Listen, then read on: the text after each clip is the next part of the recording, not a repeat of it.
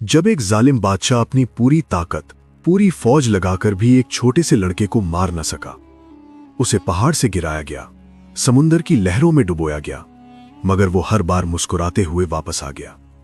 ये कोई कहानी नहीं, सही मुस्लिम की वो सच्ची हदीस है जो आज आपके रोंगटे खड़े कर देगी। सदियों पहले एक जालिम बादशाह था जो खुद को खुदा कहता था। उसका एक जादूगर था जो अब बूढ़ा हो चुका था।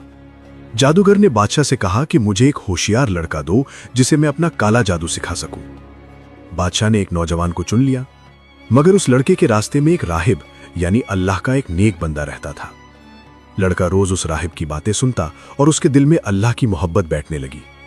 अब वो कश्मकश में था, सच क्या है, जादूगर का जादू या राहिब का अल्लाह?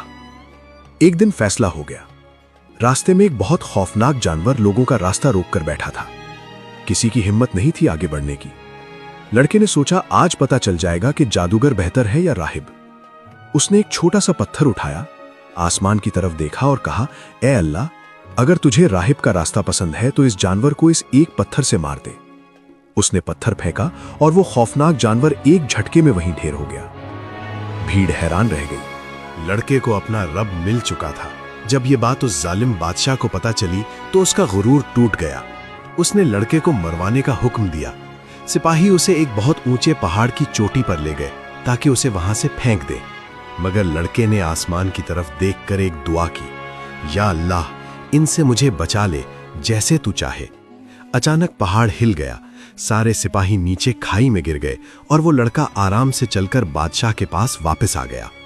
बादशाह पागल हो गया। उसने अब लड़के को बीचों बीच समुंदर में डबोने भेजा, मगर वहां भी तूफान आ गया। किश्ती उलट गई, सिपाही डूब गए और लड़का फिर वापस जिंदा आ गया। बादशाह खौफजदा था। तब उस छोटे से लड़के ने मुस्कुराकर कहा, तुम मुझे तब तक नहीं मार सकता जब तक पूरी आवाम को जमा करके मेरे रब का नाम न ले। बादशाह ने वैसा ही किया।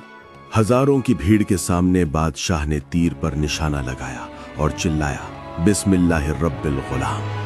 तीर चला और लड़का शहीद हो गया। बादशाह को लगा वो जीत गया, मगर अचानक वहां खड़े हजारों लोगों ने एक साथ पुकार उठा, हम इस लड़के के रब पर ईमान लाए। एक लड़के की जान ने पूरी कौम को जिंदा कर दिया। कमेंट में सुभान अल्लाह जरूर से लिखें।